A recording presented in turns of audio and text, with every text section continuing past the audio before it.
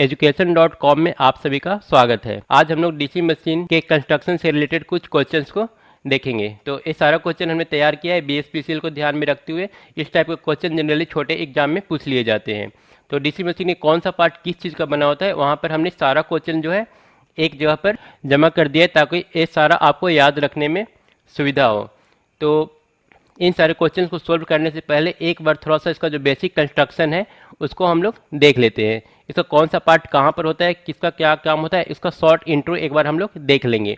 तो अगर हम डीसी मशीन की बात करें तो इसमें जो इंपॉर्टेंट पार्ट्स हैं दो तरह के होते हैं। एक होते हैं स्टेटर और दूसरा होता है रोटर। तो स्टेटर की बात करें तो ये स्थिर पार्ट होता है जो रोटेट नहीं करता है। इसको हम लोग योक बोलते हैं, जो कि मैकेनिकल सपोर्ट प्रोवाइड करता है पोल को। ठीक है, इसके अलावा ये मोटर या फिर जनरेटर को के शील्डिंग के तरह भी काम करता है। ठीक है, सबसे बाहरी आवरण है।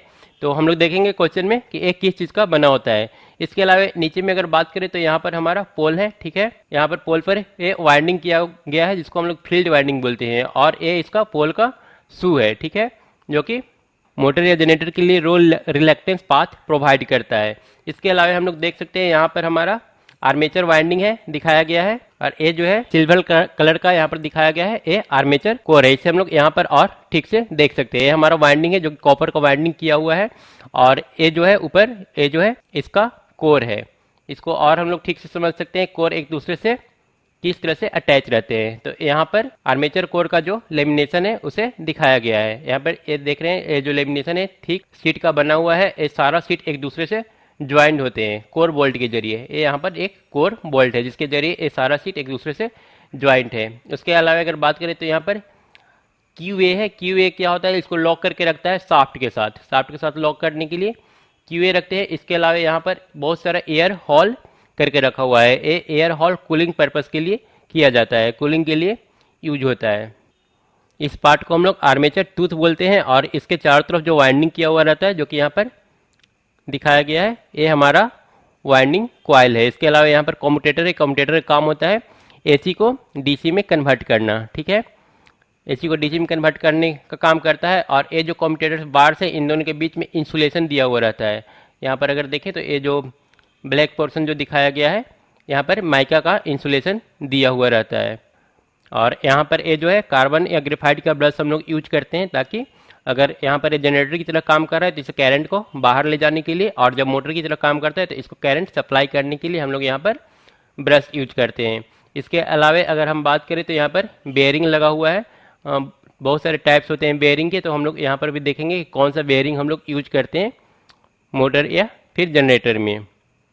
इसके अलावा एक क्वेश्चन हम आप लोग से पूछ रहे हैं, जानना चाहते हैं, या फिर आप लोग इसे सर्च कीजिएगा। देखिएगा यहाँ पर जो फील्ड का जो वाइंडिंग किया हुआ है ये सीरीज में अलग होता है और शंट में अलग होता है। ठीक है, अगर जनरेटर की बात करें तो सीरीज में जो फील्ड वाइंडिंग होता है सीरीज जनरेटर में या फिर सीरीज मोटर में वो कुछ इस टाइप से होता है। और अगर हम शंट की बात करें तो यहाँ पर ये जो वाइंडिंग है इस टाइप से दिया जाता है। तो इसमें आपको ये बताना है किसका रेजिस्टेंस हाई होता है, इसका या फिर इसका। ठीक है, और रेजिस्टेंस ही हम लोग को पता चल जाएगा कौन सा इसमें थिक और शॉर्ट होगा। ठीक है, एक जो वाइंडिंग होता है वो थिक होता है और साथ में शॉर्ट होता है, या दूसरा जो वाइंडिंग होता है वो थीन होता है और लॉन्ग होता है। तो ऑब्वियसली जिसका रेजिस्टेंस हाई होगा वो थीन होगा और लॉन्ग होगा। तो कौन सा वाइंडिंग किस में यूज होता है, ठीक है, कौन सा शंट में यूज होता है और कौन सा सीरीज में यूज होता है। ठीक है, और इसका रिप्लाई हम लोग देखेंगे नेक्स्ट वीडियो में, और इस टाइप का क्वेश्चन भी लेकर के आएंगे हम लोग नेक्स्ट वीडियो में। कोशिश करेंगे बीएसपीसीएल एग्जाम के पहले कम से कम डीसी मशीन को कवर कर लिया जाए। जो कुछ कुछ इंपॉर्टेंट क्वेश्चन है जहाँ पर लोग कंफ्यूज रहते हैं, उस क्वेश्चंस को एक जगह पर जमा करके और उसे ठीक ढंग से याद रखने की कोशिश किया जाए। तो अब एक एक करके सारा क्वेश्चन हम लोग देख लेते हैं। तो यहाँ पर जो फर्स्ट क्वेश्चन है, यहाँ पर योक ऑफ स्मॉल जनरेटर। ठीक है, यहाँ पर स्मॉल जनरेटर की बात कर रहा है। दो स्मॉल जनरेटर के लिए हम लोग अलग मटेरियल यूज करते हैं और लार्ज जनरेटर के लिए अलग मटेरियल यूज करते हैं। आर जनरली मेड ऑफ किस चीज़ का बना होता है।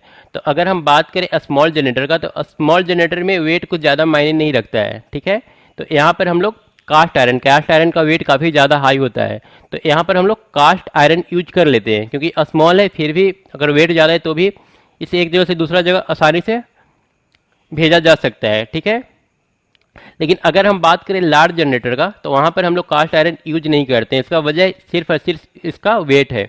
अगर यहाँ पर हम लोग कास्ट आयरन यूज करेंगे तो उसका वेट काफ़ी ज़्यादा इंक्रीज कर जाएगा। तो यहाँ पर हम लोग या तो कास्ट स्टील यूज करते हैं या फिर रोल्ड स्टील यूज करते हैं। तो अगर लार्ज जनरेटर की बात आए तो इसका योग जो सबसे की बाहरी पार्ट होता है, ठीक है, जिससे हमारा पोल अटैच रहता है, ये योग बना होता है कास्ट स्टील का या फिर रोल्ड स्टील का, ये दोनों में से कोई यूज होता है। तो यहाँ पर इसका जो आंसर होगा सी हो जाएगा, ठीक है।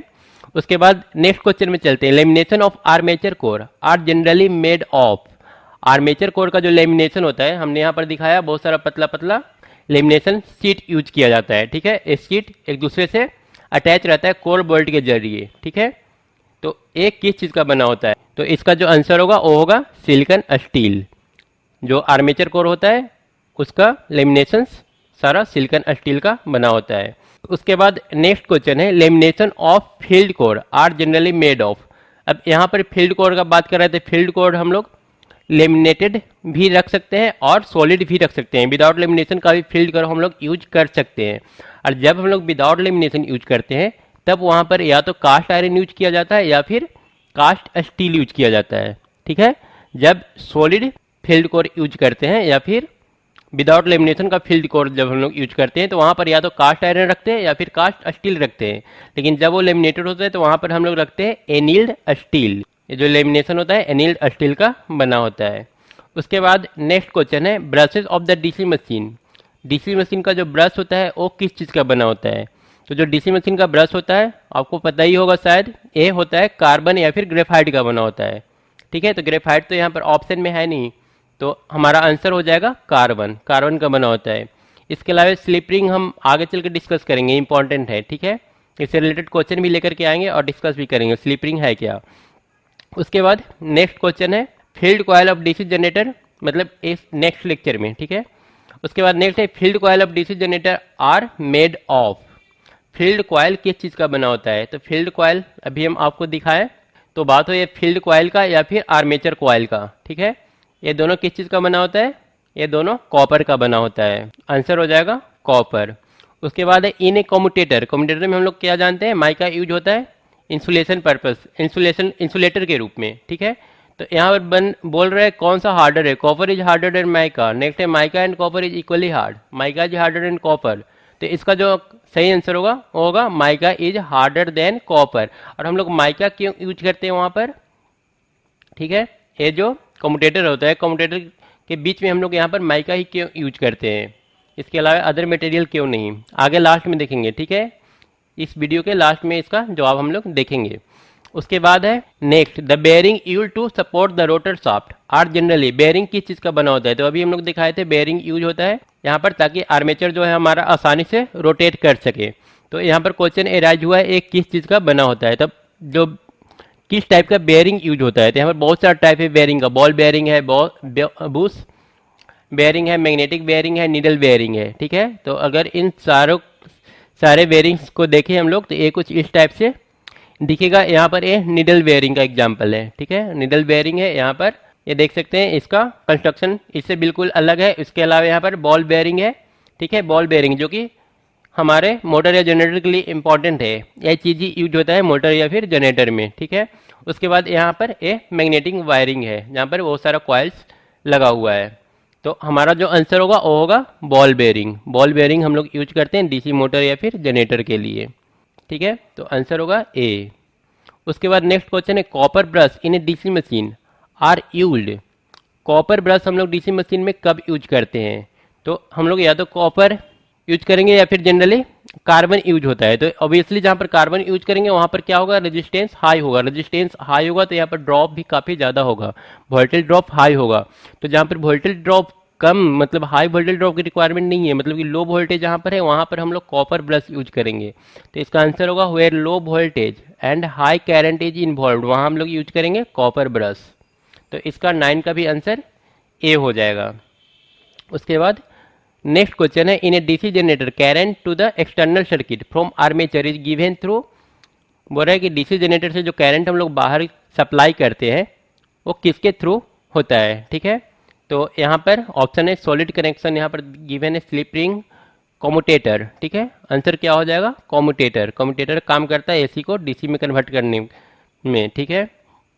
अगर हम बात करें किसी भी डीसी जनरेटर या मोटर की, तो इसके अंदर जो करंट फ्लो करता है वो होता है एसी, ठीक है। लेकिन बाहर में एसी या डीसी हम लोग को जो कुछ चाहिए वो इस पार्ट पर डिपेंड करता है, इसका कनेक्शन किस टाइप से किया गया है। तो इसके बाद हम लोग एक लास्ट देख लेते हैं, माइका का यूज। यहाँ पर है माइका का यूज हम लोग कम्यूटेटर में क्यों करते हैं। तो इसका यूज करने का बहुत सारा वजह हो जाता है। सबसे पहले अगर हम बात करें तो इसका डायलेक्ट्रिक स्ट्रेस काफ़ी ज़्यादा हाई है, 1180 किलोवोल्ट पर सेंटीमीटर। अगर इससे ज़्यादा हम बात करें तो डायरेक्ट डायमंड का होता है, जो कि काफ़ी ज़्यादा कॉस्टली होता है। जो डायमंड तो हम लोग यूज कर नहीं सकते, हमारे लिए जो यूजफुल होता है कम दाम में वो है माइका, ठीक है। सेकेंड है यहाँ पर इसमें कैपेसिटी होता है हाई टेम्परेचर सहने की, ठीक है। 600 डिग्री सेंटीग्रेड तक इसको हम लोग आसानी से यूज कर सकते हैं। तो ये दूसरा रीजन हो जाता है माइका यूज करने का। इसके अलावा अगर स्पेसिफिक रेजिस्टेंस की बात करें तो वो भी काफ़ी ज़्यादा हाई है, 200 × 10⁻13। तो ये सारा वजह होता है माइका ये यूज का किसी भी डीसी मोटर या फिर जनरेटर में, मतलब कि कम्यूटेटर में। तो ठीक है, इस लेक्चर को हम लोग यहीं पर खत्म करते हैं। फिर नेक्स्ट लेक्चर में कुछ और क्वेश्चन के साथ मिलेंगे, कुछ सिलेक्टेड क्वेश्चन लेकर के आएंगे। तब तक के लिए थैंक यू वेरी मच।